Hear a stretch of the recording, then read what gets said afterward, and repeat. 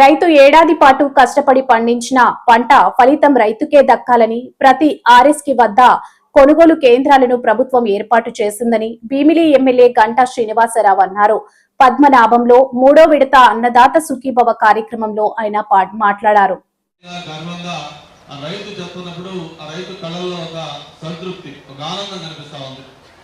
అంటే ఇది లభిస్తుందంటే ప్రధానంగా ఈరోజు ప్రభుత్వం ఈ రైతుల పట్ల చూపిస్తున్న ఒక ప్రత్యేకమైన శ్రద్ధను చెప్పడంలో ఏమాత్రం కూడా అతిశయోక్తి లేదు.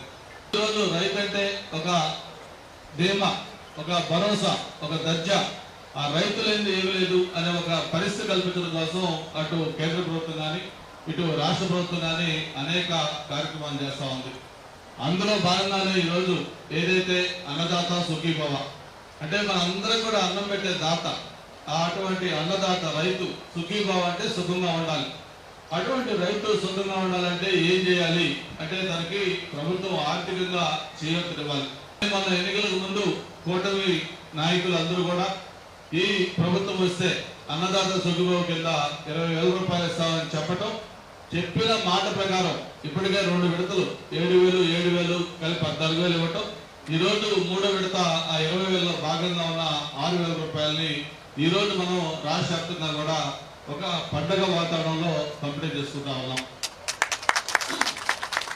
ఈరోజు మన గౌరవ ముఖ్యమంత్రి గారు మన విజయవాడలో ఆయన ఆ కార్యక్రమంలో పాల్గొంటా ఉన్నారు. ఇదే సమయానికి మొత్తం రాష్ట్ర వ్యాప్తంగా కూడా 175 నియోజకవర్గాల్లో ఈ అన్నదాత సుఖీభవ కార్యక్రమం జరుగుతూ ఉంది.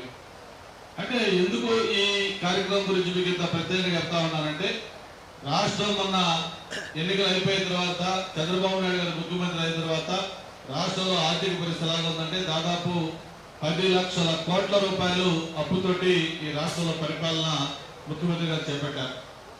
అంటే ఒక ప్రభుత్వ ఉద్యోగులకు కూడా 1వ తారీఖు జీతాలు ఇవ్వలేని పరిస్థితిలో ఈ రాష్ట్రం ఉండింది. అప్పులకి వడ్డీలు కట్టే పరిస్థితి ఉంది. అక్కడి నుంచి ఒక పక్క అభివృద్ధి కార్యక్రమాలు చేయాలి, మరో పక్క చెప్పిన సంక్షేమ కార్యక్రమాలు చేయాలి. ఏ ఒక్కటి కూడా తగ్గకుండా అన్ని బ్యాలెన్స్ చేసుకుంటూ ముందుకెళ్ళిపోవటమే ఇక్కడ మనం చూస్తా ఉన్నాం. ఇప్పుడే మేము వచ్చేటప్పుడు నీళ్లకుంటి దగ్గర నుంచి పద్మనాభంగా వస్తూ ఉంటే గతంలో మనం ఈ రోడ్లో రావాలంటే మనకి చుక్కలు కనిపించాయి, అంత అధ్వానంగా రోడ్లు ఉండే. మరి ఈ రోజు అద్దంలాగా ఒక రోడ్డు మెరిసే విధంగా ఆ రోడ్డు వేసుకున్నాం. అంటే అది ఒక అభివృద్ధి కార్యక్రమాలు. అలాగే సంక్షేమ కార్యక్రమాలు కూడా చూస్తే గతంలో ఏ ప్రభుత్వం కూడా చేయని విధంగా హైయెస్ట్ సంక్షేమ కార్యక్రమాలు 1,000 కోట్ల రూపాయలు సంక్షేమ కార్యక్రమాలకి ఈ ప్రభుత్వం ఖర్చు పెడతా ఉంది. అటు పిల్లలకు సంబంధించి కానీ, చదువు కానీ, వైద్యం కానీ అన్ని రంగాలకి ఈరోజు అత్యధిక మొత్తంలో డబ్బులు ఖర్చు పెడుతున్న విషయం మనం చూస్తా ఉన్నాం. అయితే వీటన్నింటిలో ఒక ఎత్తు ప్రత్యేకించి రైతులకు చేసే ఈ కార్యక్రమం ఒక ప్రత్యేకమైన నేరుగా పంపిణీ చేయడం జరుగుతున్నది. దీని ద్వారా రైతు సోదరులు వాళ్ళు సాగుకు కావాల్సిన పెట్టుబడిని తగ్గించుకోవడానికి ఎంతో ఉపయోగకరంగా ఉంటుంది. ఒక విత్తనాలు కొనాలన్నా, ఎరువులు కొనాలన్నా, దాన్ని స్టోర్ చేసుకోవడానికి ఎక్కడైనా అడ్డకు గొడవలు తీసుకోవాలన్నా ఈ డబ్బు అనేది చాలా కీలకంగా ఉపయోగపడుతుంది. దీన్ని చక్కగా మీరందరూ కూడా వాడుకోవాల్సిగా ఈ సందర్భంగా కోరుతున్నాను. ఇంతే కాకుండా ఎన్నో మంచి కార్యక్రమాలు ఈ ప్రభుత్వం చేపడుతుంది. ఉదాహరణకి మన ప్రభుత్వం డ్రిప్ ఇరిగేషన్ ప్రమోట్ చేయడానికి దాదాపు 90% సబ్సిడీ అందజేస్తుంది.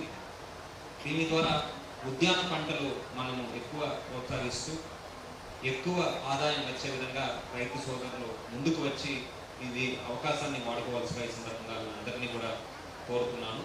ఇప్పుడు వరి ద్వారా వచ్చే ఆదాయం కన్నా మన ప్రాంతంలో ఎక్కువ మంది వరి పండించే వాళ్ళు ఉన్నారు. వీరందరూ కూడా మెల్లిగా ఈ ఉద్యాన పంటల వైపు వెళ్ళాలి, ఎక్కువ ఆదాయం పొందాలని ఈ సందర్భంగా కోరుతున్నాను.